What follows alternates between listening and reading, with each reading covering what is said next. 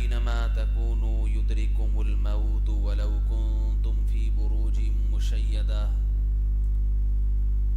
وقال النبي صلى الله عليه وسلم الكيس من دان نفسه وعمل لما بعد الموت. قرآن مجید کی ایک آیت اور رسول اللہ صلی اللہ علیہ وسلم کی ایک حدیث پڑھی ہے. دعا ہے اللہ تعالیٰ صحیح طرح سے بات کہنے کی، سننے کی، سمجھنے کی اور پھر عمل کی توفیق عطا فرمائے.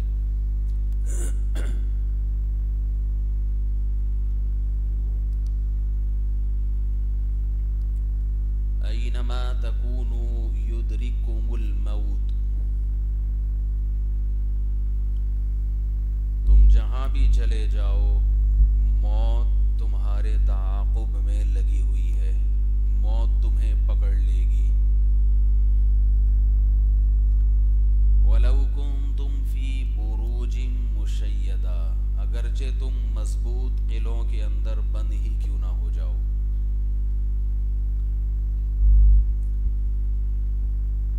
آج فتنوں کا دور ہے، فرقواریت کا دور ہے، پریشانیوں کا دور ہے،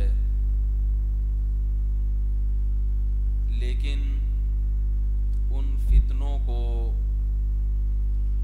ختم کرنے کا جو علاج اللہ اور اس کے رسول صلی اللہ علیہ وسلم نے بتایا ہے، اس علاج کی طرف ہماری توجہ نہیں ہے.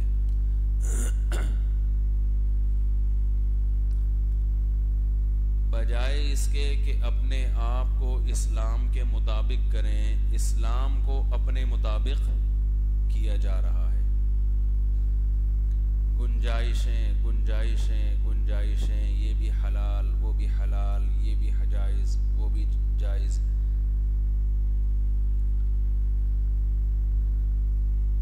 نہ لباس شریعت کے مطابق، نہ حلیہ شریعت کے مطابق، نہ کاروبار، بس سب جائز. 2-4 چیزیں رہ گئی ہیں جن کو لوگوں نے اسلام سمجھ لیا ہے. نماز ابھی تک باقی ہے.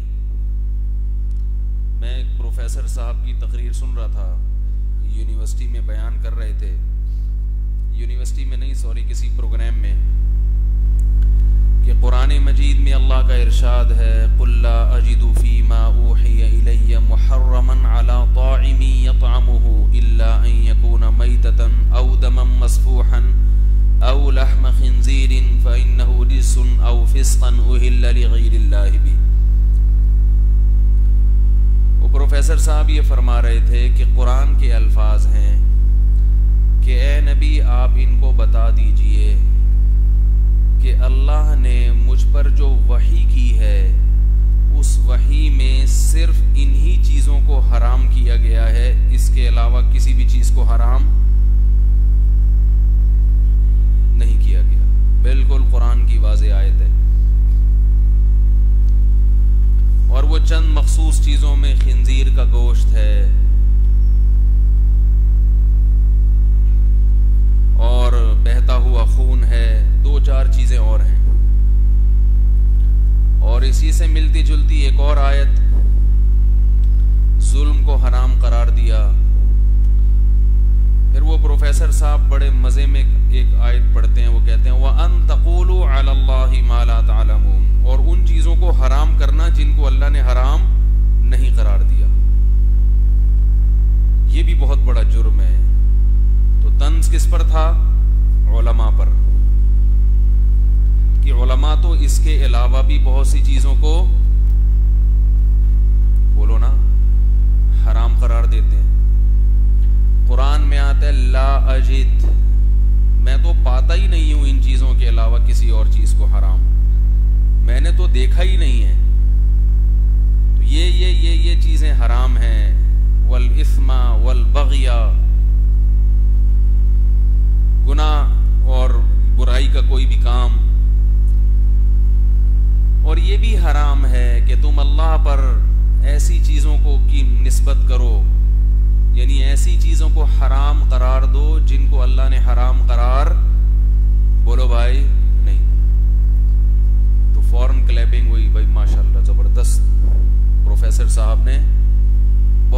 خاندانی جواب دیا. اللہ کا خوف اگر دل سے نکل جائے تو وہی کام ہوتا ہے جو یہودیوں نے تورات اور انجیل کے ساتھ کیا تھا. یحرفون الکلم عن مواضعہ،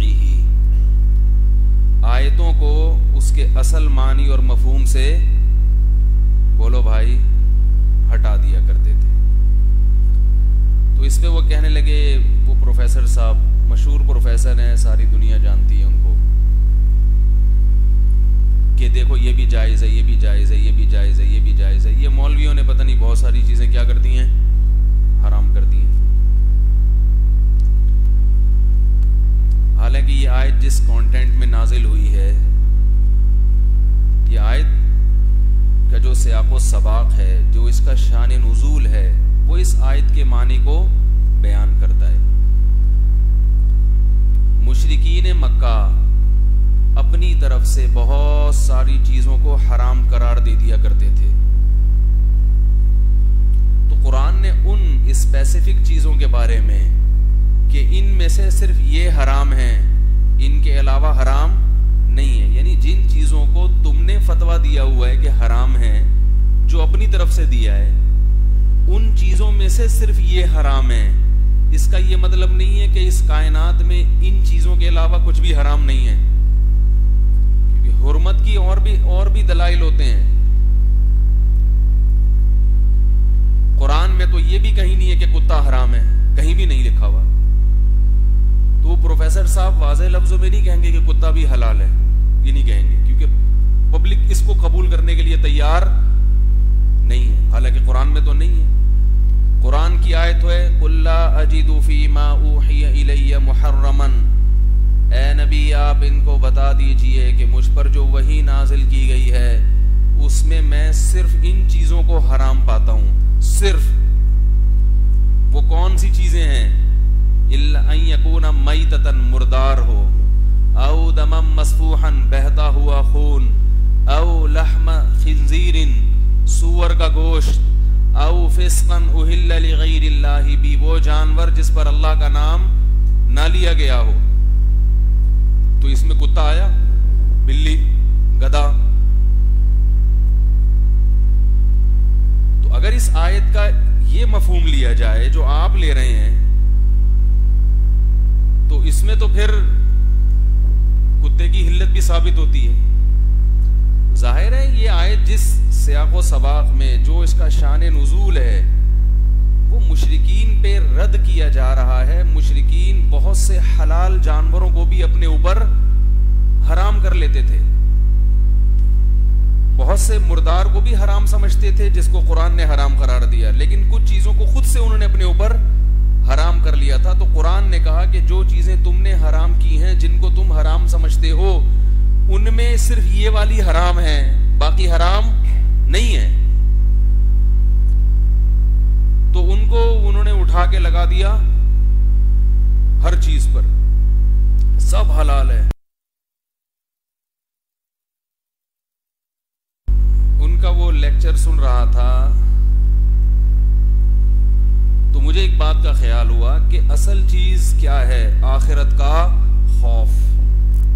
موت جب انسان کے سامنے ہوتی ہے اور اسے یہ پتا ہوتا ہے کہ میری زبان سے ایک ایک نکلا ہوا لفظ نوٹ کیا جا رہا ہے اور قیامت کے دن مجھے اس کا حساب دینا پڑے گا، تو پھر وہ اتنی بڑی بڑی مسٹیک، بولو بھائی، نہیں کرتا. ایک صاحب تقریر کے دوران کہنے لگے انما انا بشر مثلکم، انما انا بشر مثلکم. قرآن نے کہا ہے کہ اے نبی آپ ان سے کہہ دیجئے کہ میں تمہاری طرح کا انسان ہوں، بشر ہوں، تمہارے جیسا. بڑا مجمع تھا ان کے سامنے، بڑی زبردست لچھے دار تقریر چل رہی تھی. انما انا بشر مثلکم، میں تو تمہاری طرح کا انسان. یہ آیت ہم پیش کرتے ہیں نا کہ بھئی رسول اللہ صلی اللہ علیہ وسلم بشر ہونے میں ہمارے جیسے ہیں، یعنی میڈیکلی، فزیکلی بشر ہیں آپ، روحانی اعتبار سے فرشتوں سے بھی افضل ہیں، تمام انسانوں سے افضل. لیکن فزیکلی آپ بشر ہیں، انسان ہیں، بھوک لگتی ہے، کھاتے ہیں، پیتے ہیں، بیماریاں آئی ہیں آپ کے اوپر. آپ کو نکاح کی بھی حاجت ہوئی ہے. مرد کو حاجت ہوتی ہے بلوغت کے بعد کہ وہ شادی کرے، تو آپ صلی اللہ علیہ وسلم کو بھی حاجت ہوئی ہے.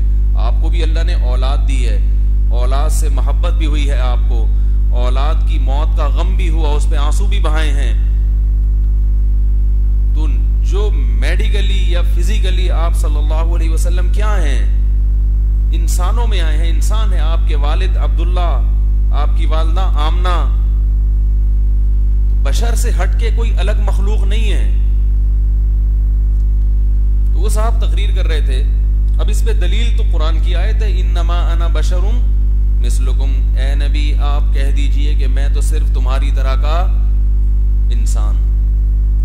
تو وہ خطیب صاحب تقریر کر رہے تھے، بہت بڑا مجمع ان کے سامنے، اور تقریر کے دوران کہہ رہے تھے کہ دیکھو صحابہ کرام نے نبی صلی اللہ علیہ وسلم سے پوچھا کہ یا رسول اللہ آپ صوم وصال کیوں کرتے ہیں؟ صوم وصال کا مطلب 24 گھنٹے کا روزہ.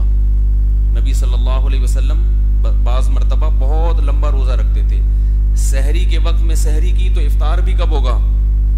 سحری، تقریباً 24 گھنٹے کا روزہ. تو صحابہ کرام نے بھی آپ کی اتباع میں یہ کام شروع کر دیا. تو آپ صلی اللہ علیہ وسلم نے صحابہ کو اس عمل سے منع کیا. اس عمل سے صحابہ کو کیا کیا؟ منع کیا. صحابہ نے عرض کیا یا رسول اللہ آپ بھی تو رکھتے ہیں. یعنی نبی نے صحابہ کو حکم دیا بھائی غروب آفتاب کے بعد افطار کیا کرو. تو یہ نبی کی خصوصیت ہے کہ وہ اتنا لمبا روزہ رکھ رہے ہیں. صحابہ نے عرض کیا یا رسول اللہ آپ بھی تو اتنا لمبا روزہ رکھتے ہیں. تو آپ نے فرمایا ایکم مثلی، تم میری طرح تھوڑی ہو. تم میں سے کون ہے جو میری طرح ہے؟ اب وہ خطیب صاحب کی آپ ہوشیاری سنیے. کہہ رہے دیکھو نبی نے صحابہ سے فرمایا کہ تم میری طرح، بولو بھائی، نہیں ہو. اور ابو جہل، ابو لہب اور کافروں سے کہا کہ تم میری طرح کے کیا ہو؟ انسان ہو. یعنی میں تمہاری طرح کا کیا ہوں؟ بشر ہوں. تو جس سے جو کہا اس کی اولادیں آج تک وہی سمجھ رہی ہیں. نہیں آیا. تو مجمع نے نعرہ تکبیر، یعنی ابو جہل سے کہا کہ میں تمہاری طرح کا بشر ہوں، تو ابو جہل کی اولاد یہی سمجھ رہی ہے کہ نبی ہماری طرح کے. تو ہمیں کس میں شامل کر دیا؟ ابو لہب اور ابو جہل کی. یعنی کہ ان کے باپ دادا سے چونکہ کہا یہی تھا کہ میں تمہاری طرح کا انسان ہوں، تو یہ یہی سمجھیں گے. اور صحابہ سے کیا کہا کہ تم میری طرح نہیں ہو، تو صحابہ کی اولادیں یہ سمجھ رہی ہیں کہ نبی ہماری طرح. اور مجمع او زبردست. مجمع میں شعور، پبلک اکٹھا کرنا دنیا کا سب سے آسان کام ہے. ہمارے یہاں ہال بھرا ہوا ہے، میں چاہوں یہ پورا ناظم آباد بھر جائے. صرف ایک چورن لانے کی دیر ہے. پھکیاں اور چورن، پھکیاں اور چورن بیچنے کی دیر ہے. دیکھو کیسے بکے گا. دنیا میں سمجھدار لوگ ہمیشہ تھوڑے ہی ہوتے ہیں، سمجھ رہے ہیں نا. حالانکہ کوئی مجمع میں عقل مند ہوتا وہ ہاتھ کھڑا کرتا، وہ کہتا ایک سوال ہے میرا پلیز. سوال یہ ہے کہ نبی نے ابو جہل سے جو کہا کہ میں تمہاری طرح کا انسان ہوں، یہ غلط کہا یا صحیح کہا؟ سوال یہ پیدا ہوتا ہے یہ صحیح کہا یا اگر غلط کہا اس کا مطلب ہے کہ معاذ اللہ نقل کفر، نبی بھی غلط بول سکتے ہیں. اور اگر صحیح کہا تو تم پھر اس کا انکار کیوں کر رہے ہو کہ بشر نہیں ہے؟ اصل میں وہ مجمع نہیں ہے جو ان کے پاس تھا نا. ہمارا پھیکا پھیکا ایسے پھسپھسا سا معذرت ہلکا مجمع. تو نبی نے غیر مسلموں سے جو کچھ کہا وہ صحیح کہا یا غلط کہا؟ اگر غلط کہا تو غلط تو میرے بھائی جیسے مسلمانوں کے سامنے کہنا غلط ہے تو کافر سے بھی غلط بات کرنا غلط ہے. اور اگر صحیح کہا تو پھر چاہے ابو جہل کو کہا ہو یا ابو بکر کو کہا ہو، صحیح بات کو تو فالو، بولو بھائی، کرنا چاہیے. تو اصل اس کا علمی جواب یہ ہے. لیکن مجمع کو آپ دیکھتے ہو زندہ باد ماشاءاللہ ماشاءاللہ، خطیب صاحب نے کمال کر دیا، بھابڑے کے منہ توڑ دیے. تو نبی صلی اللہ علیہ وسلم، بلکہ یہ تو اللہ نے کہا ہے، یہ نبی نے کہا ہی نہیں ہے. قل، اے نبی آپ کہہ دیجئے، انما انا بشر مثلکم، میں تمہاری طرح کا انسان ہوں. یوحا الیہ، فرق یہ ہے کہ میری طرف وحی آتی ہے، تمہاری طرف وحی نہیں. یہی تو اسلام کی خوبصورتی ہے. ایک انگریز مسلمان ہوا، اتنی لمبی داڑھی اس کی، ہمارے مدرسے میں آیا. یہ قصہ بھی کم از کم 22 سال پرانا ہے. لندن کا تھا وہ، یو کے کا. وہ لمبی داڑھی، خوبصورت نماز اس کی نماز دیکھ کے مجھے ایک قصہ یاد آتا تھا.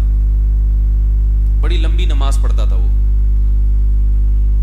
اور جبہ پہنا ہوا تھا اس نے.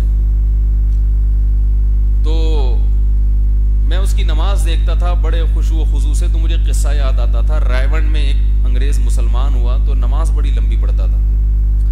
تو اس نے وہاں کسی پرانے آدمی سے کہا کہ یار تم لوگ اتنی جلدی جلدی نماز ختم کر لیتے ہو، ہم تو بڑے ٹائم، ہم نیا نیا مسلمان ہوا ہوں لیکن مجھے تو بڑا ٹائم لگتا ہے، تم اتنی جلدی کیسے پڑھ لیتے ہو؟ تو اس نے رائیونڈ والے نے کہا کہ ہمارے اللہ سے پرانے تعلقات ہیں، تمہارا بھی نیا نیا، تمہیں کنیکشن بحال کرنے میں ٹائم لگتا ہے، ہمارے پرانے تعلقات ہیں. مطلب یہ تھا کہ تھوڑے دن میں تم بھی کیسے ہو جاؤ گے، ہمیں دیکھ دیکھ کے ہمارے جیسے ہو جاؤ. تو ہم چونکہ پرانے مسلمان ہیں، ہمیں کنیکشن میں ٹائم نہیں لگتا. اصل بات ہے ہمیں کنیکشن کی ضرورت ہی نہیں محسوس ہوتی. ہم کہتے ہیں میں ٹرخاؤ، نماز پڑھو نکلو، کیا کنیکشن کی ضرورت کیا ہے. خیر اس کی نماز بڑی خوبصورت تھی. تو میں نے ایک دن اس سے سوال پوچھا. میں نے کہا کہ بھائی آپ کیسے، بالکل ینگ لڑکا تھا، آپ کیسے اس عیش و عشرت کی عمر میں، جب انسان جوانی کی دہلیز پہ قدم رکھتا ہے اور عیاشی کی طرف توجہ جاتی ہے، عین اس وقت آپ اسلام قبول کیا اور پاکستان آئے مدرسے میں علم سیکھنے کے لیے. یہاں سے تو لوگ بھاگتے ہیں لندن، وہ لندن والا ہو کے ادھر آیا ہوا ہے. تو یہ کیسے خیال آیا؟ تو اس نے ایک بات کہی مختصر. اس نے کہا سب باتوں کی ایک بات کیا ہے، اسلام نیچرل ہے. اسلام کیا ہے؟ فطرت سے ہٹ کے کوئی الگ سی چیز نہیں ہے. ہوائی باتیں نہ سرنا، بولو بھائی، نہ سر نہ پو. کہہ رہے عیسائیت کو یہ بھی تک سمجھ میں نہیں آیا کہ خدا تین بھی ہیں، اور اس پر لمبی لمبی کتابیں لکھی جا رہی ہیں، تین بھی ہوتے ہیں اور ایک بھی ہوتا ہے. تو آج تک پادریوں کی سمجھ میں، تو یہ جب خود اس پادری کی سمجھ میں نہیں آ رہا تو جو آدمی عیسائی مذہب قبول کرنا چاہے گا وہ کہاں سے سمجھ پائے گا. یہ تو عقائد کا جو باب ہے وہ بہت صاف ستھرا ہے اسلام میں. اللہ ایک ہے، کوئی اس کا ہمسر، بولو بھائی، نہیں. ہر چیز پر قدرت رکھنے والا ہے. پیغمبر بھی اللہ کی مخلوق ہیں. اللہ کی جو مخلوقات ہیں وہ تین طرح کی ہیں، فرشتے ہیں، جنات ہیں، اور مٹی سے بنی ہوئی مخلوق جسے کیا کہا جاتا ہے، انسان اور حیوان. یہ ہمیں قرآن سے پتہ چلتا ہے. انبیاء ان میں سے کس مخلوق میں داخل ہیں؟ پیغمبر بولو نا، انسانوں میں داخل ہے. انسانوں کا جو ایک اللہ نے سیٹ اپ بنایا ہے، سب سے پہلے آدم، پھر ان کی پسلی سے اماں ہوا کو پیدا کیا. اس کو عیسائی بھی مانتے ہیں، اس کو یہودی بھی مانتے ہیں. تمام آسمانی کتابوں میں اسی طرح اور صدیوں سے یہی نقل ہوتا چلا آ رہا ہے. پھر آدم اور ہوا کی شادی ہوئی، اس سے بچے پیدا ہوئے. جڑواں بچے جو ہوتے تھے ان کو بھائی بہن سمجھا جاتا تھا. ایک بطن سے بیٹا بیٹی اکٹھے پیدا ہوتے تھے، وہ کیا کہلاتے تھے؟ بھائی بہن. بھائی بہن اگلے بطن سے جو ہوں گے وہ بھائی بہن، بولو بھائی، نہیں. ان کی شادیاں ہوئیں. پھر جب کزن وجود میں آ گئے تو وہ جو ایک جڑواں پیدا ہوتے تھے ان کے علاوہ بھی ان کو کیا قرار دے دیا؟ بھائی بہن. یعنی ایک ماں سے یا ایک باپ سے جو پیدا ہوں گے وہ بھائی بہن. پھر یہ کہ ماں ایک ہو یا باپ ایک ہو وہ بھی بھائی بہن ہے. یہ سیٹ اپ چلتے چلتے چلتے چلتے پیدا ہوتے چلے گئے. پھر انہی کی نسل میں نوح علیہ السلام پیدا ہوئے, پھر انہی کی نسل میں ابراہیم علیہ السلام, پھر ابراہیم کے بیٹے. یہ سب انسان تھے, بشر تھے, سارے انسان, کھانے والے پینے والے. نکاح بھی کیے انہوں نے, ان کی اولادیں بھی ہوئیں, اور وہی ساری جو فطرت کے لوازمات ہیں وہ سب لوازمات ان کے ساتھ, بولو بھائی, لگے ہوئے تھے. بیمار بھی ہوتے تھے, خوف بھی آتا تھا ان کو. جیسے انسان کی فطرت کیا ہے بھائی, ڈر والی چیز دیکھ کے خوف زدہ ہوتا ہے نا. کیا ہو گیا؟ دیکھو موسیٰ علیہ السلام اللہ کے کلیم جب کوہ طور پہ گئے ہیں, اللہ نے کہا کہ اے موسیٰ یہ تیرے دائیں ہاتھ میں کیا ہے؟ حضرت موسیٰ نے فرمایا لاٹھی ہے. اللہ نے کہا اس کو زمین پہ ڈالو. حضرت موسیٰ نے لاٹھی زمین پہ ڈالی, وہ سانپ بن کے دوڑنے لگی. تو قرآن آیت کہتا ہے حضرت موسیٰ بھاگے, حضرت موسیٰ بھاگے. وَلَمْ يُعَقِّبْ, اور پیچھے مڑ کے کیا ہو گیا؟ کہتے ہیں ہمارے بزرگ ایسے زبردست, ان کو ڈر ہی نہیں لگتا. وہ بزرگ ہے یا کوئی روبوٹ ہے بھائی؟ ہیں بھائی, جب موسیٰ علیہ السلام نے لاٹھی پھینکی بھی اللہ کے حکم پہ, تو پتا تھا, یقین تھا کہ اللہ مجھے ضائع نہیں کرے گا. پھر وہ لاٹھی کیا بن گئی؟ سانپ. تو پتا تھا کہ اس لاٹھی کو اللہ نے سانپ بنایا ہے مجھے کاٹنے کے لیے نہیں ہے. بھائی اللہ اگر کٹوانا ہوتا سانپ سے تو اتنا پروٹوکول تھوڑی دیتا اللہ مجھے کوہ طور پہ بلا کے ہم کلام ہو رہا ہے اور یہ سب کچھ کر رہا ہے. یقیناً کوئی کام لینا ہے اللہ نے. یقین ہے کہ کچھ بھی نہیں ہونے والا, نہ یہ سانپ کاٹے گا, اور جس اللہ نے اس کو سانپ بنایا وہی اس کو لاٹھی بھی بنا سکتا ہے. مگر پھر بھی اتنا خوف. اور موسیٰ کلیم اللہ جس کے دل کی قوت اتنی زبردست, جسم طاقتور ہوتا ہے تو اکثر دل بھی طاقتور. جسم اتنا طاقتور کہ ایک چانٹا مارا تھا ایک آدمی کو صرف لڑائی چھڑوانے کی نیت سے, وہ ڈیلیٹ ہو گیا بیچارہ. تو جس میں جسمانی پاور ہوتی ہے اکثر 100% تو نہیں, اکثر دل بھی اس کا کیا ہوتا ہے. اور ظاہر ہے اتنے بڑے کام کے لیے کہ فرعون کے سامنے کھڑا کرنے کے لیے اللہ کسی کمزور دل کو نبوت بول لیا کریں, جملہ مکمل کیا کریں, کسی کمزور دل کو نبوت نہیں ملے گی.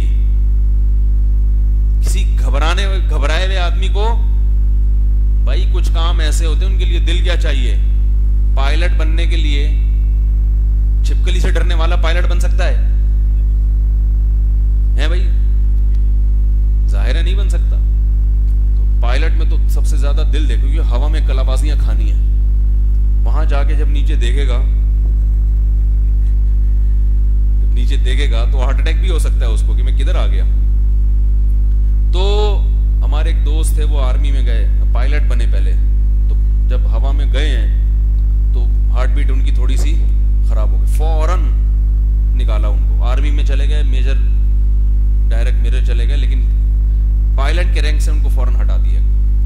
پائلٹ میں دیکھا جاتا ہے کہ دل جو ہے نا خاندانی ہونا چاہیے. ذرہ برابر بھی دل میں کوئی فالٹ ہے, آپ گدھا چلا لو بھائی, ٹانگا چلاؤ, آپ باکسنگ کرو, ریسلنگ کرو, آپ جہاز کی واٹ, جو بہت مہنگا جہاز ہے, ٹھیک ہے, بہت مہنگا جہاز ہے, اس کی واٹ نہیں لگا. تو خیر, تو حضرت موسیٰ علیہ السلام کا دل یقیناً ایک جیٹ طیارے کے پائلٹ سے زیادہ, کیونکہ گاڈ اللہ کی طرف سے سلیکشن ہو رہی ہے, بہت بڑا کام دیا جا رہا ہے. وقت کے سب سے بڑے ظالم, سب سے بڑے جابر کے سامنے, جبکہ قتل بھی ہوا آپ سے غلطی سے, اور یعنی وانٹڈ بھی ہیں. فرعون نے آپ کو اشتہاری قرار دیا ہوا ہے. تو وہ جو 10 سال ملک سے غائب رہے ہیں, جلا وطن رہے ہیں, وہ ملک میں واپس آ رہے ہیں اور حکم دیا جا رہا ہے کہ ڈائریکٹ اسی بادشاہ کے سامنے جا کے کھڑے ہو جاؤ جس نے تمہارے قتل کے وارنٹ جاری کیے ہوئے ہیں. اس کے لیے اچھا خاصا, بولو بھائی, دل چاہیے. کیا خیال ہے؟ اور بھی بہت سارے کام ہیں جن کے لیے دل چاہیے, اسی وجہ سے آپ وہ کرتے نہیں ہیں. جنہوں نے کیا ہے وہ پھر بعد میں پچھتا رہے ہیں. تو دل چاہیے اس کے لیے. کتنا بڑا کام. اور پھر فرعون کے سامنے جا کے کھڑا ہونا ہے, اس کو سمجھانا ہے کہ تم غلط ہو. یہ اور زیادہ مشکل کام ہو گیا نا.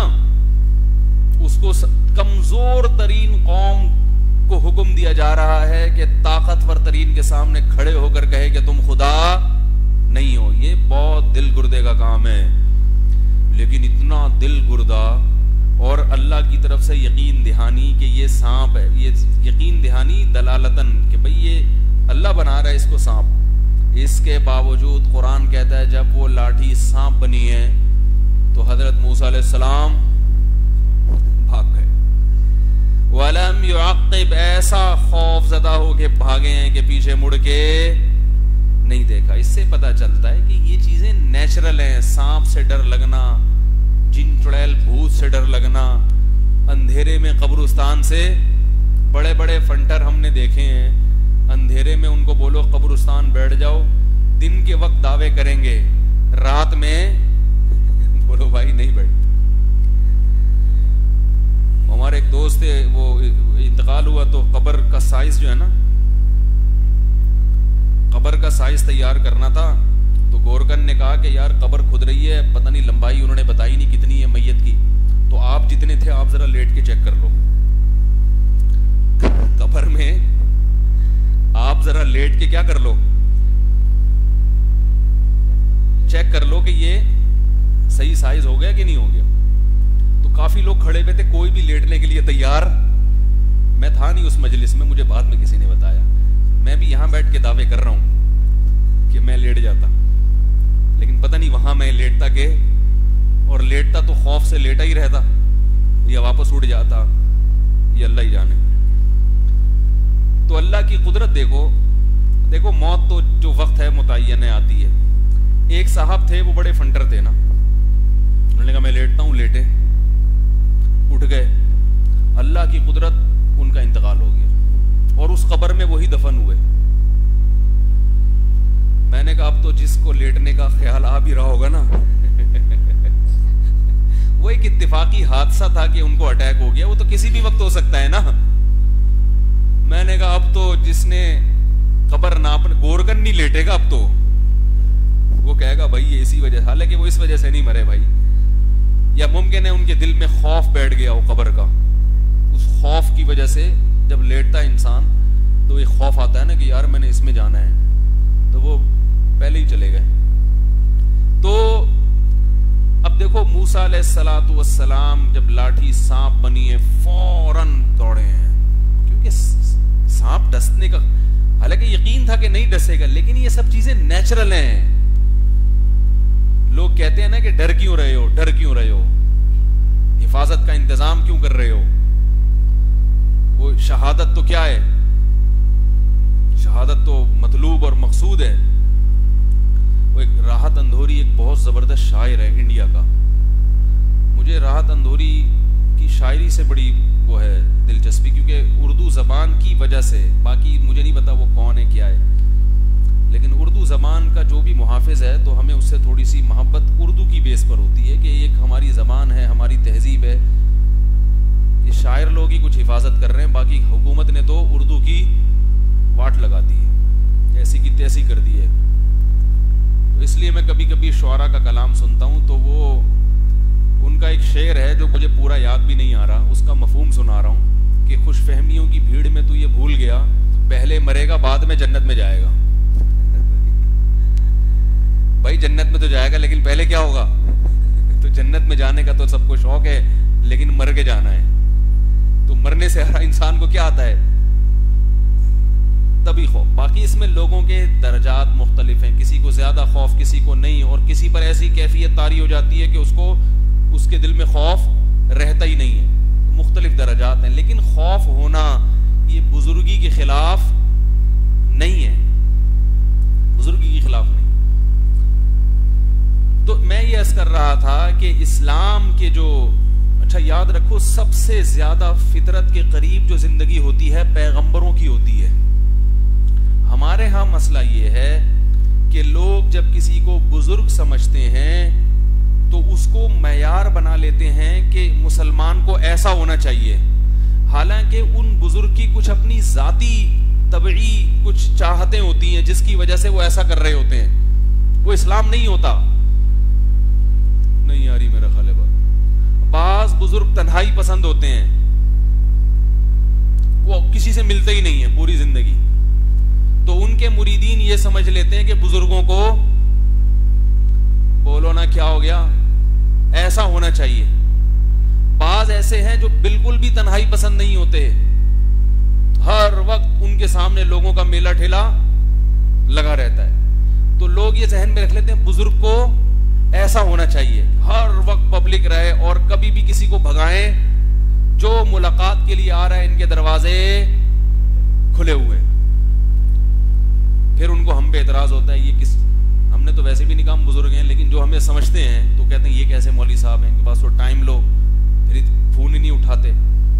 تو اصل بات یہ ہے کہ آپ نے مخصوص قسم کی شخصیتوں کو دیکھا کہ وہ نیک تھے، تو جو جو صفات ان میں تھیں ان کو اسلام سمجھ لیا آپ نے.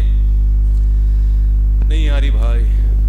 بعض لوگ کسی کو دیکھتے ہیں بڑے سخی ہیں، جو آ رہے ہیں پیسے پکڑا رہے ہیں، کسی فقیر کو کبھی انہوں نے مایوس نہیں کیا، تو لوگ یہ سمجھ لیتے ہیں کہ بزرگ کیسے ہوتے ہیں. جو ان کے مریدین ہیں نا، جو ان سے متاثر ہوئے ہیں، وہ سمجھتے ہیں کہ بزرگ کیسے ہوتے ہیں ایسے. اور بعض جب دیکھتے ہیں کہ وہ فلاں عالم صاحب تو کسی بھیکاری کو لفٹ ہی نہیں کرا رہا ہے بھائی، کسی فقیر کو لفٹ ہی نہیں کرا رہا، مسجد میں کوئی چندہ مانگ رہا ہے تو ڈانٹ کے بھگا رہا ہے، تو وہ سمجھتے ہیں کہ یہ مولانا صاحب بزرگ.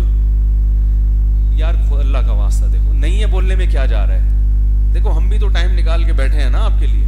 بھاگتا ہوا آیا ہوں، کہیں والدہ کے ہاں گیا ہوا تھا میں ان کے گھر دیکھنے کے لیے پرانا اپنا، تو وہاں پرانے لوگ کافی عرصے کے بعد گیا، تو کل میرا بیان بھی تھا وہاں. میں نے کہا یہاں پرانے تو چلے گئے ہیں اور نئے بھی پرانے لگ رہے ہیں، کئی سال کے بعد گیا نا. تو والدہ کا انتقال جب سے ہوا تو جانا ہی نہیں ہوا، تو وہ سارے جوان بھی کیا لگ رہے تھے، پرانے لگ رہے تھے. میں نے کہا ابھی تو غنیمت ہے، پرانے لگ رہے ہو، تھوڑے دن بعد شارٹ، اگلا چکر جب لگے گا تو لوگ کہیں گے وہ جو تھے نا وہ تھے، اب نہیں ہے. تو میں نے اس پہ کہا کہ تھوڑی تیاری کر لینی چاہیے موت کی بھائی، کیسے زمانہ گزر رہے تھے جس. تو بعض لوگ کیا دیکھتے ہیں، کسی بزرگ کو دیکھتے ہیں کہ وہ ہر ایک کو ٹائم دے رہے ہیں. بعض یہ سمجھتے ہیں، بعض بزرگوں کی عادت ہوتی ہے ہر وقت رونے دھونے کی بات کرتے ہیں. ان کی مجلس میں جب بھی آپ جا کے بیٹھو، جہنم کا خوف، اللہ کا خوف، سنجیدگی، متانت. تو پھر اگر کسی کو ہنستا ہوا دیکھ لیں ان کے مریدین تو وہ سمجھتے ہیں یہ بزرگ.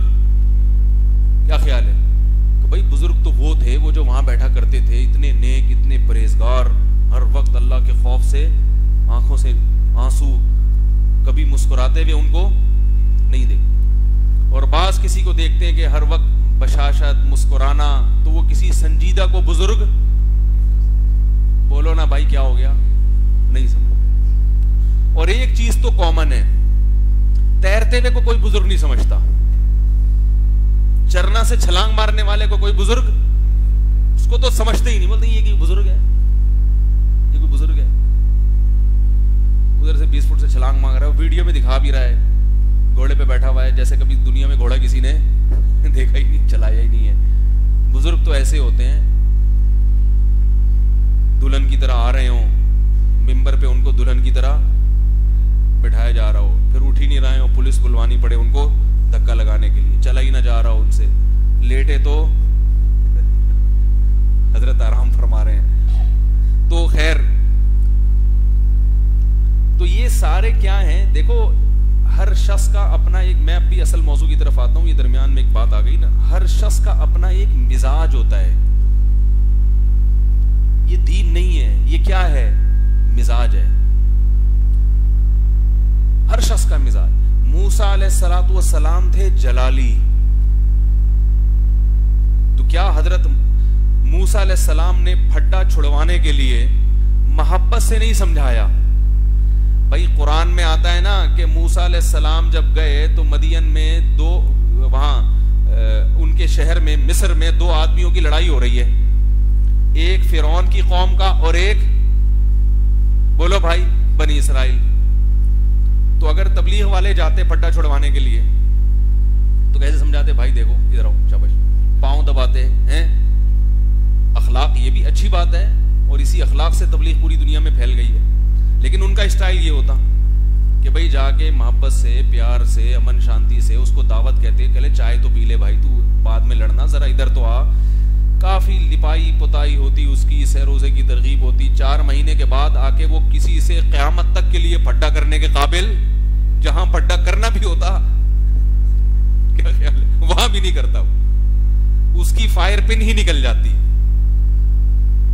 اس کی بھی ضرورت ہے معاشرے کو. میں کوئی، میرا اسٹائل یہی ہے بھائی، میں ایسا نہ ہو کہ تبلیغ کے خلاف کوئی کلپ بنا دے. ہم خود تبلیغ کی برکت سے ہی آئے ہیں بھائی، جو ٹوٹے پھوٹے. تو ایک اسٹائل ہے ہمارا، تھوڑا سا برداشت کر لیں اس میں. تو وہ جا کے سمجھاتے. ہمارے حضرت فرمایا کرتے تھے کہ اگر ملکہ سبا جو تھی نا، ملکہ سبا، اس کو سلیمان علیہ السلام نے لیٹر لکھ کے بھیجا. لوگوں نے بتایا کہ یہ سورج کی عبادت کرتی ہے اور اس کی جو عوام ہے وہ بھی سورج کی عبادت. تو سلیمان علیہ السلام بھی جلالی تھے، بادشاہ تھے، بڑی اللہ نے طاقت حکومت دی. ٹائم کم تھا، مقابلہ سخت، پوری دنیا میں اسلام کو غالب کرنا ہے، وقت بہت تھوڑا ہے، اللہ نے ذمہ داری بہت بڑی دی ہے. تو ہمارے ادبی کو بھی تبلیغ سے بڑی محبت تھی، لیکن ویسے ہی حضرت کی طبیعت میں بھی مزاح تھا. تو حضرت فرماتے تھے کہ اگر سلیمان علیہ السلام تبلیغی جماعت میں ہوتے، ملکہ سبا کے پاس خواتین کی جماعت بھیجتے، ٹھیک ہے، وہ اس کے پاؤں پکڑتی، اس کو سمجھاتی، بہن 15 دن کے لیے نکل لو، اس کو بڑی امن شانتی کے ساتھ. حضرت فرماتے ہیں سلیمان علیہ السلام جلالی، انہوں نے خط لکھا، بسم اللہ الرحمن الرحیم، شروع اللہ کے نام سے. یعنی تم بات خدا نہیں ہو، خدا کون ہے؟ اللہ، جو بڑا مہربان نہایت رحم کرنے والا ہے. آدھی تبلیغ اس میں ہو گئی. بھئی زیادہ ٹائم نہیں ہے، ان شارٹ ہم بات کریں گے، زیادہ لمبی باتیں کرنے کے ہم آدھی.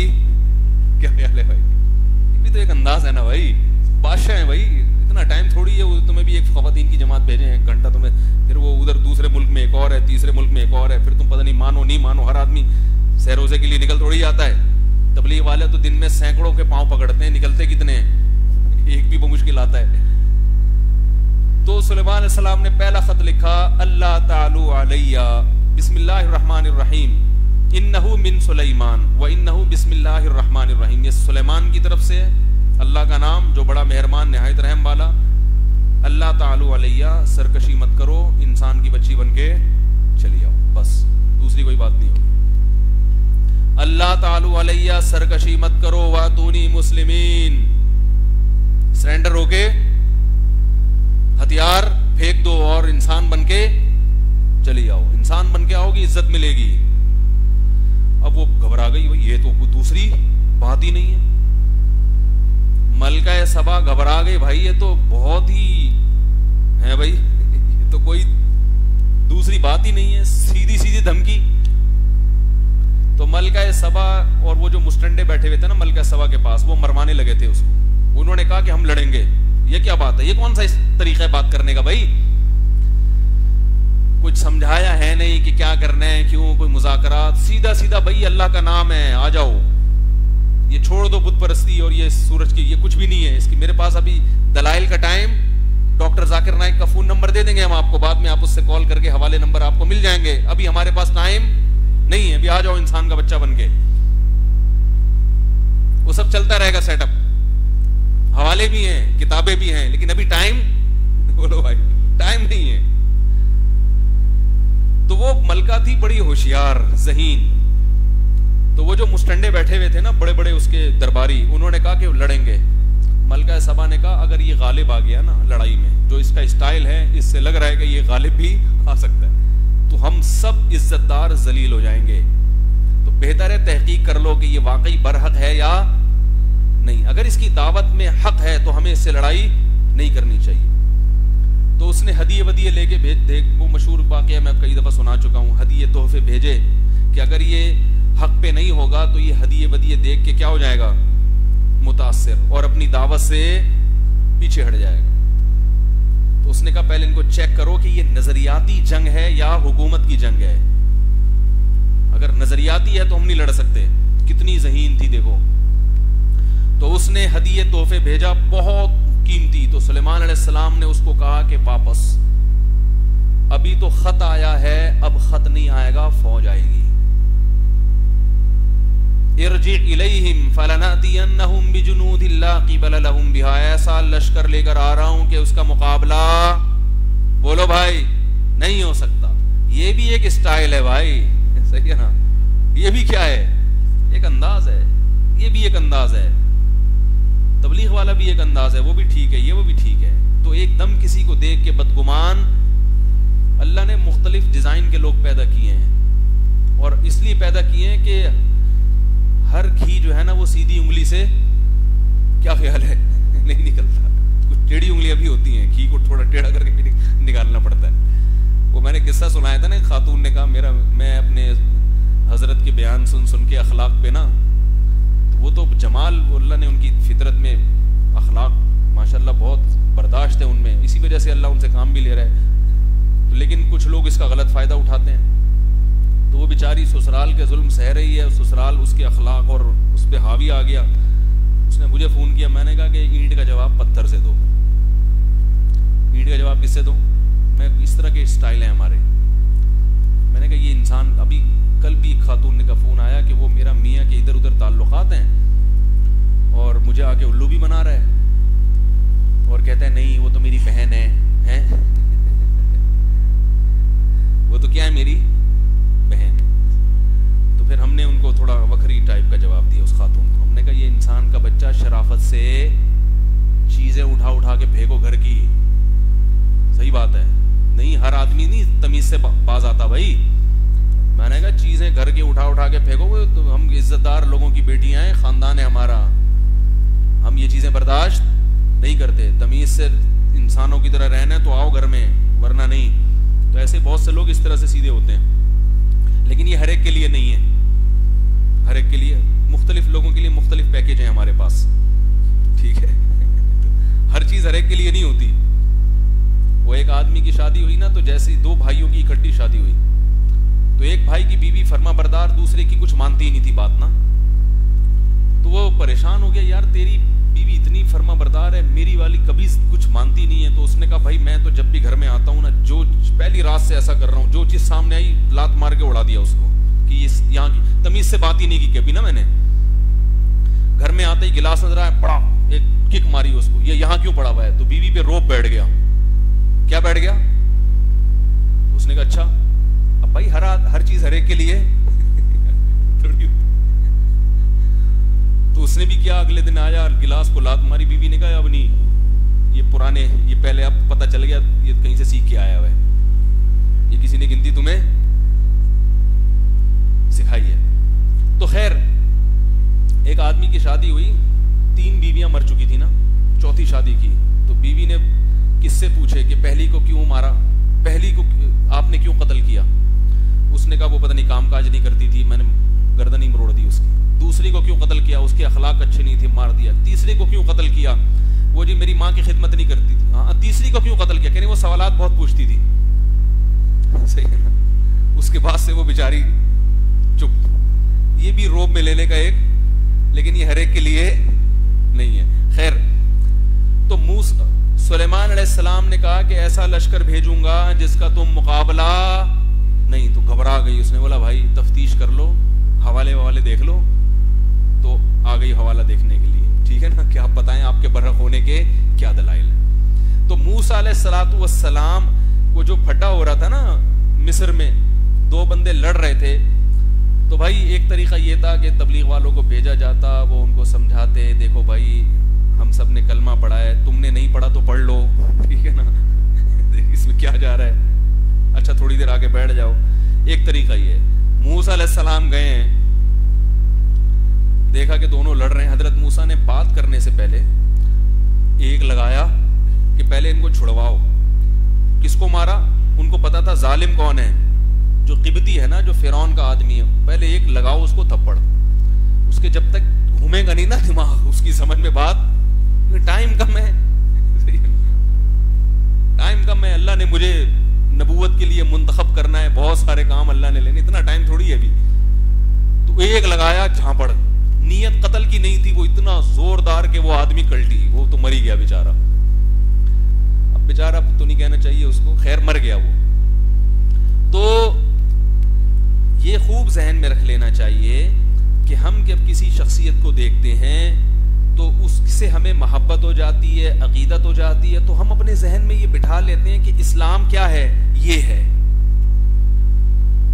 بزرگوں کا ایک امیج بن چکا ہے, تو ہم نے بنا لیا کہ سب بزرگ کیسے ہوتے ہیں, اسی طرح ہوتے ہیں. ہمارے شیخ حضرت مفتی رشید احمد صاحب رحمہ اللہ پر قاتلانہ حملے ہوئے تو حضرت نے پہرے کا انتظام بہت سخت کیا تھا. حالانکہ حضرت کو موت سے طبعی ڈر بھی نہیں تھا, جیسے ایک گھبراہٹ ہوتی ہے نا انسان کو, وہ بھی نہیں تھی ہمارے حضرت. موت سے ایسی محبت تھی کہ ایسے اشعار پڑھتے تھے موت کی یاد میں کہ وہ اشعار سن کے مزہ آتا تھا, اور کہتے تھے کب میں جاؤں گا دنیا سے اور کب محمد صلی اللہ علیہ وسلم سے ملاقات ہوگی. اتنی محبت جیسے عشق ہوتا ہے, تبھی زیادہ فکر بھی نہیں کرتے تھے بہت ساری چیزوں کی. لیکن اس کے باوجود حفاظت کا جو حضرت نے انتظام کیا ہے, گارڈ کا, پہرے داری کا, اسے دیکھ کے لوگ بدگمان ہوتے تھے. مسجد میں جب کوئی آتا تھا پوری تلاشی, نماز کے دوران ممبر پہ کلاشن کوف لے کے بندہ, ادھر نماز ہو رہی ہے, ادھر محراب پہ ایک آدمی ریپیٹر لے کے کھڑا ہوا ہوتا تھا. لوگ کہتے تھے یہ ہماری نمازیں خراب ہو رہی ہیں. سمجھ میں آ رہی ہے بات؟ لوگ کہتے تھے یہ نماز میں ہمارے سامنے یوں بندوق لے کے کھڑا ہوا ہے. بہت سے لوگوں نے نماز پڑھنا چھوڑ دیا. فرمایا کوئی بات نہیں, چھوڑ دیں, آپ کی سمجھ میں نہیں آ رہا تو چھوڑ دیں, آپ کی وجہ سے ہم حفاظت تھوڑی وہ کر دیں گے. تو ہر وقت ریپیٹر لے کے بندہ نماز کے دوران کھڑا رہتا تھا. وہ نماز نہیں پڑھا, وہ بعد میں پڑھتا تھا نماز. ان گارڈز کی الگ جماعت ہوا کرتی تھی. تو تلاشی بھی, اور اس تلاشی میں کسی کو نہیں چھوڑتے تھے. کوئی بڑے سے بڑا عالم آ جائے, بزرگ آ جائے, سب کو ٹوپی سے لے کے ناخن تک اچھی طرح چیک کیا جائے. ان میں بعض کے موڈ آف ہو جایا کرتے تھے کہ ہم اتنے بڑے آدمی, ہمیں بھی پورا تلاشی لے لی. حضرت نے فرمایا کوئی بھی تلاشی کے بغیر, بولو بھائی, نہیں آئے. اصول پسند تھے. فرمایا ہم نے اپنی حفاظت کا پورا انتظام کرنا ہے, پھر اللہ شہادت دے دے تو انشاءاللہ یہ کیا ہے, شہادت. فرمایا اگر آپ نے حفاظت کا انتظام نہیں کیا پھر مر گئے تو فرماتے اس پہ مجھے ڈر ہے کہ اللہ کی طرف سے پکڑ ہوگی, پکڑ ہوگی اللہ. حضرت مولانا یوسف لدھیانوی رحمہ اللہ جب شہید ہوئے تو حضرت بہت غضبناک ہوئے.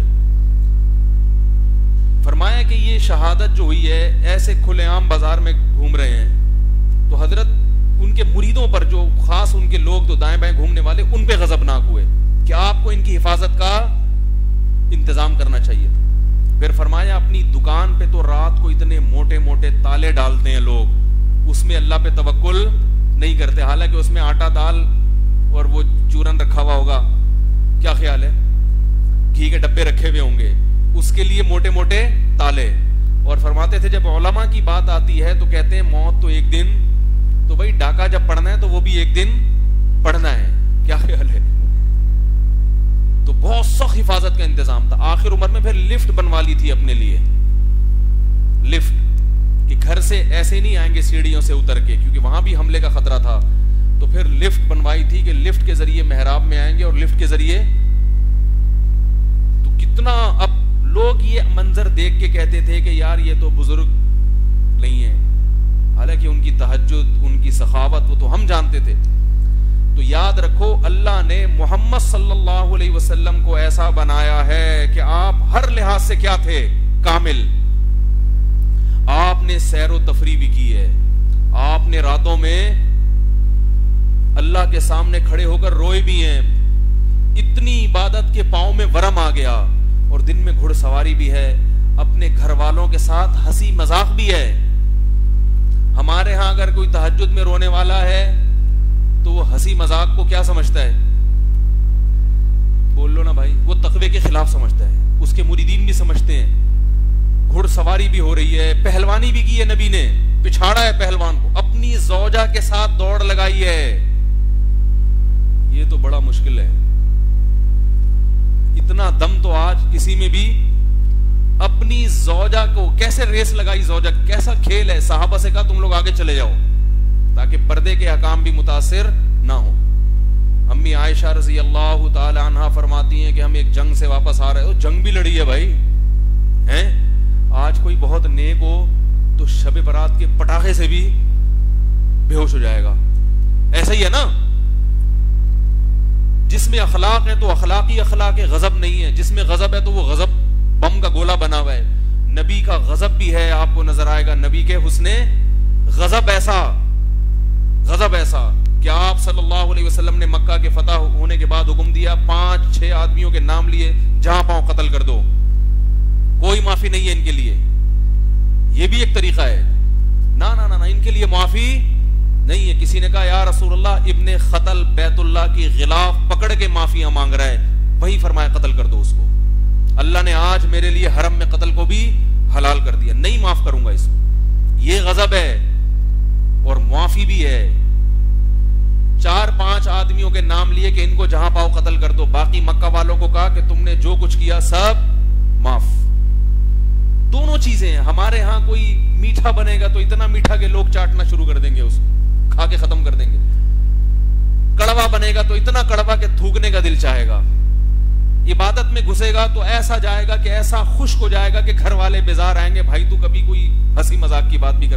جب گھر میں آئے گا بیگم نماز پڑھا کرو, بچوں کو زکات دیا کرو, کیا ادھر یہ ویڈیو گیم بھی دیکھ رہی ہے تو بیٹھ کے ہیں, پتہ نہیں اسلام میں وقت ضائع کرنا کتنا کبیرہ گناہ ہے, شرم نہیں آتی تمہیں؟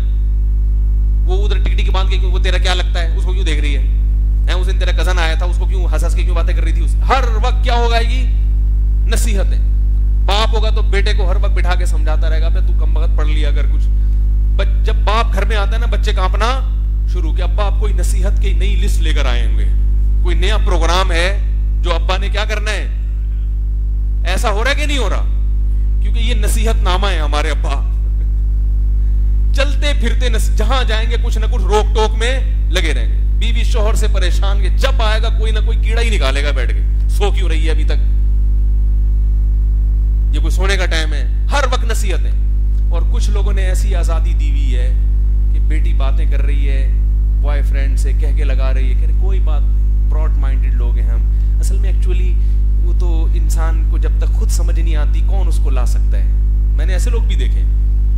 ایک صاحب آئے کہنے لگے کیا بتاؤں, چھوڑو کس سے یار. تو کچھ روک ٹوک سرے سے گوروں کی طرح بالکل, نہ بچے کو مارنا ہے, نہیں مارنا پیٹنا نہیں. اس سے بچے کی جو سیلف وہ ہے کیا ہوتی ہے, وہ اندر کی سیلف ریسپیکٹ تو الگ چیز ہے, بہرحال فی الحال ریسپیکٹ ہی فرض کر لیتے ہیں. بچے کی جو سیلف ریسپیکٹ ہے وہ بڑی مجروح ہوتی ہے. ایکچولی بچے کی گروتھ رکتی ہے جب اس پہ ٹینشن. بچہ چور بن گیا کمبخت ہے, وہ محلے والے عذاب میں آ گئے, یار اس کو انسان کا بچہ بناؤ. تو ہم میں اعتدال بولو بھائی نہیں. تو میرے بھائی اسلام میں دین فطرت ہے, سب چیزیں ہیں. پہلی چیز تو عقیدے ہیں بہت صاف ستھرے, جن پر میں بیان لے کے چلا تھا. اعمال بڑے سیدھے سادے ہیں. بھئی یہ نماز ہے, اس وقت نماز پڑھنی ہے, اس وقت روزہ رکھنا ہے, اس وقت گھر والوں کے ساتھ دوستوں کے ساتھ تفریح کرنی ہے. نبی صلی اللہ علیہ وسلم امی عائشہ سے لطیفے سنتے تھے, صحیح ہے نا, ہنستے تھے, پھر اپنے گھر والوں کے ساتھ خود سناتے بھی تھے. آپ صلی اللہ علیہ وسلم, صحابہ کہتے ہیں کہ نبی حالانکہ آپ پر اللہ کا اتنا خوف تھا کہ آپ صلی اللہ علیہ وسلم نے فرمایا کہ اللہ کے خوف نے میرے بالوں کو سفید کر دیا ہے. جب سورہ رعد نازل ہوئی نا, سورہ رعد, فرمایا سورہ رعد نے میرے بالوں کو کیا کر دیا, سفید کر دیا. اتنا خوف جہنم کا, کیونکہ آپ کو تو ایسے تھا جیسے دیکھا ہو. اس خوف کے باوجود ابو ہریرہ کہتے ہیں, حضرت ابو ہریرہ فرماتے ہیں کہ جب بھی نبی صلی اللہ علیہ وسلم نے میری طرف دیکھا ہمیشہ دیکھ کے مسکرائے ہیں, ہمیشہ دیکھ کے مسکرائے. یہ اخلاق تھے. خندہ پیشانی کے ساتھ ملے ہیں. یہ نہیں کہ آخرت کا خوف ہے تو اب سب کو ڈراتے رہے, ہر وقت سب کو ڈراتے رہے, زندگی عذاب بنا دیں. نہ نہ نہ, جب صحابہ سے ملتے ہمیشہ مسکراتے چہرے کے ساتھ. لیکن غضب بھی, روب اتنا کہ صحابہ کہتے ہیں ہم نبی کی مجلس میں سوال پوچھتے ہوئے ڈرتے تھے کہ کہیں فضول سوال نہ ہو اور آپ کو غصہ, بولو بھائی, نہ آ جائے. ایسے تھوڑی, اتنی اجازت تھوڑی, جو آؤ جو مرضی بولتا رہے, بیٹھ کے اعتراضات کرتا رہے, کوئی نہ سر نہ پاؤں. صحابہ کہتے ہیں ہم یہ چاہتے تھے کوئی دیہاتی آئے اور نبی سے سوالات کرے, کیونکہ نبی اس پہ غصہ نہیں ہوتے تھے, کیونکہ وہ تو پڑھے لکھے نہیں ہوتے تھے نا دیہاتی, وہ تو جو مرضی الٹا سیدھا پوچھ لیں تو آپ ان کو اگنور کرتے تھے, یہ بیچارہ سمجھدار نہیں. لیکن جو آپ کے اپنے سمجھدار صحابہ ہیں وہ کہتے تھے ہم کوئی ایسا سوال نہ ہو جس پہ آپ صلی اللہ علیہ وسلم کو غصہ آئے. تو دیہاتی صحابہ تھے وہ آ کے پوچھتے تھے. ایک دیہاتی صحابی آئے, نبی کو دور سے پکارا انہوں نے, یا محمد, ایسے نا بالکل جیسے دوستوں کو پکارا جاتا ہے. تو صحابہ نے ان کو منع کیا کہ یہ آپ صلی اللہ علیہ وسلم کی شان کے خلاف ہے, اور قرآن نے منع بھی کیا ہے کہ نبی کو ایسے نہ پکارو جیسے دوستوں کو, ادب احترام سے قریب جا کے بلاؤ. وہ نہیں مان, وہ باز نہیں آئے. انہوں نے کہا کہ میں نبی سے مسئلہ پوچھنے کے لیے پکار رہا ہوں, کوئی فضول بات کے لیے نہیں پکار رہا. پھر پکارا یا محمد, لیکن نبی کو ان پہ غصہ, بولو بھائی, نہیں, کیونکہ دیہاتی ہیں بھائی, ہر ایک کے ساتھ ہر ایک کی مینٹل اپروچ اتنی نہیں ہوتی. یہی کام اگر آپ کے قریبی صحابہ میں سے کوئی کرتا تو آپ اس پر غضبناک ہوتے. پھر وہ آیا اور اس نے سوال پوچھا کہ یا رسول اللہ مجھے مسئلہ بتائیں کہ ایک آدمی کسی قوم میں نہیں ہے لیکن ان سے محبت کرتا ہے تو اس کا کیا ہوگا. اب کیسا عجیب سوال ہے, کوئی سوال کلیئر ہے ہی نہیں بھائی. ایک المرء يحب القوم وليس منهم, بس یہ سوال, آگے نہ کوئی سوال یا نشان ہے, نہ کوئی کیا یا حل کا کوئی جملہ, کہ ایک آدمی کسی قوم سے محبت کرتا ہے مگر اس قوم میں ہے نہیں. کتنا ادھورا سوال ہو گیا نا بھائی. ہم سے کوئی پوچھے گا, ہم کہیں گے یار اس کا پہلے سوال کا تو مطلب بتا کہ کیا پوچھنا چاہ رہے. ایک آدمی کسی قوم سے ہے مگر اس میں سے نہیں, تو کیا کروں میں, کیا خیال ہے. لیکن آپ جانتے تھے کہ یہ گنوار ہے, بیچارہ دیہاتی ہے, یہ ان چیزوں سے واقف, یہ اپنے اسٹائل میں ہی پوچھے گا. تو آپ نے اس کا اندازہ لگا لیا کہ پوچھنا کیا چاہتا ہے. آپ نے فرمایا المرء مع من احب یوم القیامہ, قیامت میں اسی کے ساتھ ہوگے جس سے محبت کرتے ہو. نہ غصہ ہوئے اس کے اوپر, کوئی مسئلہ نہیں. تو نبی کی سیرت میں آپ کو غضب بھی ملے گا, اخلاق بھی ملیں گے, آپ کو تیراکی, آپ کو گھڑ سواری بھی ملے گی, تیر اندازی بھی ملے گی. اپنی زوجہ کے ساتھ, بولو بھائی, کیسے دوڑے. حضرت عائشہ فرماتی ہیں کہ جنگ سے واپس آ رہے تھے, جنگ بھی ملے گی, یہ میں بتا رہا تھا. جنگ بھی, گھوڑے کی ننگی پشت پہ بیٹھ کے آپ نے لڑائیاں لڑی ہیں, تلواریں چلائی ہیں. آج بزرگ کا مطلب یہ سمجھا جاتا ہے گھوڑا دیکھ کے, گھوڑا کا بزرگ, وہ جو میں نے ابھی گھوڑ سواری کیا وہ گھوڑ سواری نہیں ہے بھائی, اللہ کا واسطہ. اس پہ وہ جو جنہوں نے لائیو ویڈیو بنائی نا, انہوں نے کہا مفتی صاحب گھوڑ سوار, اب وہ جو کلفٹن کے گھوڑے کی طرح یوں 2-4 چکر لگا دیے. نیچے لوگوں کے کمنٹ سے ماشاء اللہ سبحان اللہ. تو میں نے یوٹیوب والوں کو میں نے کہا اس کو ہٹاؤ, میری بے عزتی ہو رہی ہے. صحیح ہے نا, لوگ سمجھ رہے ہیں کہ یہ مفتی صاحب کی کیا ہے, یہ گھوڑ سواری ہے. وہ کلفٹن کی طرح انہوں نے 2-4 چکر لگائے. میں سمجھ رہا تھا کہ وہ گھوڑا بھگائیں گے وہاں پہ, تو انہوں نے بھگانے نہیں دیا. تو وہ گھوڑ سواری نہیں ہے بھائی. اس کو جو بھی دیکھ رہا ہے وہ اس کو یہی سمجھے کہ یہ نہیں ہے, یہ غلط ہے. تو نبی نے, حضرت عائشہ فرماتی ہیں کہ رسول اللہ صلی اللہ علیہ وسلم نے صحابہ کو آگے بھیج دیا. جب وہ لشکر آگے چلا گیا تو فرمایا کہ دوڑ لگاؤ. حضرت عائشہ رضی اللہ تعالی عنہ فرماتی ہیں کہ میں دوڑ میں جیت گئی, کیونکہ میرا جسم تھا ہلکا. تو وہ دوڑ میں کون جیتا ہے, امی عائشہ رضی اللہ تعالی عنہ. فرمایا کچھ وقت کے بعد دوبارہ ہم جنگ سے واپس آ رہے تھے تو آپ صلی اللہ علیہ وسلم نے صحابہ کو آگے بھیجا. فرمایا میرا جسم بھاری ہو چکا تھا تو دوبارہ دوڑ لگائی ہے. فرمایا آپ صلی اللہ علیہ وسلم اس دوڑ میں جیت گئے, اور مجھے کہا دل کا بھی دل کا ہے عائشہ, یہ اس ہار کا جواب ہے. صحیح ہے نا, یہ اس ہار کا کیا ہے, جواب.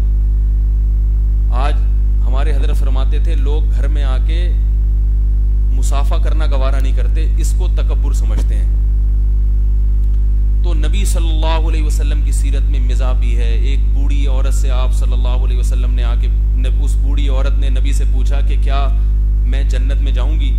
آپ نے فرمایا بوڑھی عورتیں جنت میں. اب دیکھو یہ مزاح تھا نا کہ تھوڑا سا تکلیف دو. مزاح میں بعض دفعہ کسی کو تھوڑی سی تکلیف بھی دی جاتی ہے, لیکن یہ تکلیف خوشی کا پیش خیمہ ہوتی ہے. تو ایسی تکلیف دینا جائز ہے جس سے بعد میں کیا ہو, راحت ہو. تو وہ رونے لگی کہ میں جو جنت میں نہیں جاؤں گی, بوڑھی عورتیں جنت میں نہیں جائیں گی. تو اس نے پھر حضرت عائشہ نے کہا کہ یا رسول اللہ وہ رو رہی ہے. فرمایا اس سے کہہ دو کہ جوان ہو کے جائیں گی, بڑھاپے میں نہیں جاؤ گی, تو جوان ہو کے جاؤ. تو صحابہ ہمیں تو صرف نبی صلی اللہ علیہ وسلم کی ذات ایسی ہے جو اللہ نے کیا بنائی ہے؟ کامل. تو ہمارے سامنے جو اصل کرائیٹیریا ہے نا اسلام، وہ محمد صلی اللہ علیہ وسلم کی ذات ہے. باقی ہمیں بزرگوں کی سیرت میں کچھ پہلو نظر آتے ہیں، کچھ میں ممکن ہے کوئی کمزور ہو یا وہ پہلو ہمارے سامنے نہ ہو، ایسے بھی ہوتا ہے. بعض بزرگوں میں جامعیت ہوتی ہے مگر آپ نے ان کے ساتھ ٹائم پورا نہیں گزارا ہوتا، تو آپ کو ان کا ایک پہلو نظر آ رہا ہوتا ہے، دوسرا پہلو آپ کو نظر نہیں آ رہا ہوتا. تو میں بات کو جلدی سے سمیٹتا ہوں. یہاں سے لے کے چلا تھا کہ اسلام دین فطرت ہے. تو وہ جو گورا مسلمان ہوا نا، وہ جو بڑی لمبی نماز پڑھ رہا تھا، مدرسے میں آیا، میں نے اس سے پوچھا کہ آپ کو کیوں مسلمان ہوئے آپ؟ تو اس نے بہت مختصر بات کی کہ اسلام کی تعلیمات فطرت کے قریب ہیں، فطرت اپیل کرتی ہے، سمجھ میں آتی ہیں آسانی سے. باقی کہہ رہے میں نے بہت سارے مذاہب کا بڑی گہرائی میں جا کے مطالعہ کیا ہے، تو اسلام کی ٹکر کا کوئی بھی، ان کی بیسک تعلیمات ہی ایسی ہیں جو سمجھ میں ہی نہیں آتی. بنیادی عقیدے ہی ایسے شروع ہو جائیں گے کہ وہیں سے آدمی پاگل ہونا شروع ہو جائے گا. تو اب میں یہ کہہ رہا تھا کہ ہمارے ہاں بھی بہت سے مسلمانوں نے اسلام کے جو بالکل واضح اور صاف ستھرے عقائد ہیں ان کو کیا بنا دیا ہے؟ پیچیدہ. تو میرے بھائی، اللہ کے نبی بشر ہیں، انسان ہیں، کھاتے بھی تھے، آپ کو نکاح کی حاجت بھی تھی، آپ کے اولاد بھی ہوئی ہے، آپ خوف زدہ بھی ہوتے تھے جیسے موسیٰ علیہ السلام خوف زدہ ہوئے، آپ صلی اللہ علیہ وسلم بیمار بھی ہوتے تھے، اللہ آپ کو شفا بھی دیتا تھا، آپ کو ساتھیوں کی جدائی کا غم بھی ہوتا تھا، آپ کو اپنے بیٹے کی وفات کا غم بھی ہوا، آپ کو اپنی نواسی کی وفات کا غم ہوا، آپ کی آنکھوں سے آنسو جاری ہوئے. تو یہ ساری چیزیں آپ صلی اللہ علیہ وسلم سے صادر ہوئی ہیں. تو اب مسئلہ کیا ہے کہ ہمارے ہاں ان صاف ستھرے عقائد سے ہم کیا کر رہے ہیں؟ ہٹ رہے. ایک پروفیسر صاحب نے سب چیزوں کو حلال کر دیا قرآن کی آیتوں کا غلط مفہوم بیان کر کے. بعض لوگوں نے محمد صلی اللہ علیہ وسلم کی شان کو حد سے زیادہ بڑھا دیا کہ مشکل کشا، حاجت روا، ہر چیز لگا دی. تو یہ سب چیزیں انسان میں جب پیدا ہوتی ہیں جب وہ موت کو بھول جاتا ہے. میں سمجھا پا رہا ہوں اپنی بات؟ اگر ہمیں پتا ہو نا کہ اللہ کو جواب دینا ہے ایک ایک چیز کا، تو پھر ہم اپنے آپ کو اسلام کے مطابق بنائیں گے، اسلام کو اپنے مطابق. بولو بھائی. تو دیکھو کل ایک صاحب تھے 15-20 سال سے میرا بیان بھی سن رہے ہیں اور بھی علماء کا، ان کی داڑھی نہیں تھی. میں نے ان سے ایک بات کی، میں نے کہا دیکھو آپ 15 سال سے علماء کا بیان سن رہے ہو، اب داڑھی رکھ لو یار. تو اس نے کہا میں مانتا ہوں یہ داڑھی کاٹنا حرام ہے، ناجائز ہے، گناہگار آدمی ہو، دعا کرے میرے لیے. مجھے اس کا جواب اچھا لگا کہ اپنی وجہ سے اسلام کو چینج. بولو بھائی. تم اعتراف کر لیا ہے غلطی ہو رہی ہے، بس دعا کریں میرے لیے. تو اب مسئلہ پتہ ہے کیا ہو رہا ہے؟ آپ کو جو چیز اچھی نہیں لگتی تو آپ کہتے ہو اسلام ہی کو کیا کر دو کہ بھائی ابھی یہ داڑھی واڑی تو ملاؤں نے بنائی ہوئی، یہ داڑھی اصل تو دل میں ہوتا ہے. اصل کیا ہوتا ہے؟ اور کچھ بغیر داڑھی والے لوگوں نے اچھے کام بھی دنیا. ڈاکٹر عبدالقدیر خان نے ایٹمی دھماکہ کیا جس کی وجہ سے ہماری داڑیاں محفوظ ہیں. کیا خیال ہے؟ ورنہ انڈیا نے ہماری ایسی کی تیسی کر دینی تھی. علامہ اقبال تھے، بڑے زبردست آدمی، داڑھی نہیں تھی. تو اب لوگ کہتے ہیں یار اتنے بڑے بڑے لوگ دنیا، قائد اعظم بھی داڑھی نہیں تھی، اتنا پاکستان بنا دیا انہوں نے. تو اتنے بڑے بڑے لوگ دنیا میں گزرے بغیر داڑھی والے، اتنے اچھے اچھے کام کیے. تو اس سے پتہ چلتا ہے اسلام میں داڑھی رکھنا ضروری. تو بھائی میں نے کب کہا یا علماء کب کہتے ہیں کہ بغیر داڑھی والا کوئی اچھا کام کر ہی نہیں سکتا؟ کیا خیال ہے؟ ان کے اچھے کام بہت زیادہ تھے مگر یہ بھی کر لیتے تو اور خوشی ہوتی. کیا خیال ہے بھائی؟ ٹھیک ہے. ڈاکٹر عبدالقدیر خان بہت اچھے ہیں، ہم سے تو اچھے ہی ہوں گے جو اتنا انہوں نے کارنامہ انجام کیا، لیکن اگر داڑھی ہوتی تو اور اچھی بات تھی. کیا خیال ہے؟ تو یہ تو کوئی ایسی بات نہیں ہے نا. اسلام تو وہ قائد اعظم تھوڑی ان کو دیکھ کے تھوڑی متعین ہوگا. کیا خیال ہے؟ انہوں نے بہت اچھا کام کیا، قوم کی خدمت کی، اور ان کا ساتھ داڑھی والوں نے دیا. یہ بھی یاد رکھیں. قائد اعظم قطعاً پاکستان نہیں بنا سکتے تھے اگر ہمارے علماء ان کا ساتھ نہ دیتے. تو ان کو اپریشیٹ کرنے والے داڑھی والے ہی تھے. علامہ اقبال جو اتنی تمیز سے انہوں نے زندگی گزاری اور اتنی جو آخر عمر میں دین پر ہے. علامہ اقبال کی جو شروع کی شاعری ہے وہ تو عشق معاشقوں کے علاوہ کچھ بھی نہیں ہے. علامہ اقبال نے پلٹا کھایا ہے، آخر عمر میں دین کی طرف آئے ہیں اور بالکل نظریات چینج ہو گئے. پہلے تو قادیانیوں کی طرف میلان تھا علامہ اقبال کا، بعد میں پلٹا کھایا ہے. تو یہ عطا اللہ شاہ بخاری رحمۃ اللہ علیہ کی محنتیں اور بڑے بڑے علماء کی محنتیں ہیں. سمجھ میں نہیں آ رہی تو داڑھی والوں کا ہاتھ ہر ایک کے پیچھے ہوتا ہے، بہت مشکل ہے سمجھانا. تو اللہ اس کے رسول صلی اللہ علیہ وسلم کا حکم ہے میرے بھائی، رکھ لینی چاہیے. آخرت میں اللہ کو جواب دینا ہے. تو اسلام کو چینج نہ کرو، اپنے آپ کو چینج کر لو. اللہ تعالی عمل کی توفیق